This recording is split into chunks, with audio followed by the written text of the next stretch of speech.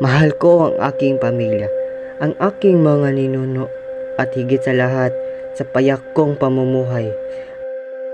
Ako ang inyong lingkod na si Elias, isang lalaking may angking katapatan at matapang na paninindigan.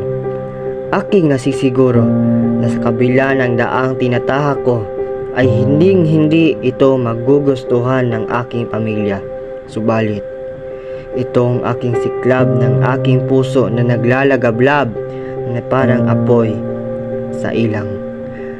Ang hangad ko ay ustisya para sa minamahal kong pamilya at sa minamahal kong unang bayang Pilipinas.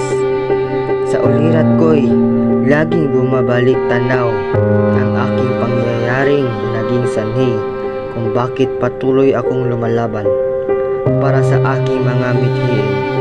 Marami akong napag-alaman, subalit isang bagay ang siyang nagbalik sa akin sa hukay ng nakaraan dahil sa tindi ng pait na aking dinadamdam.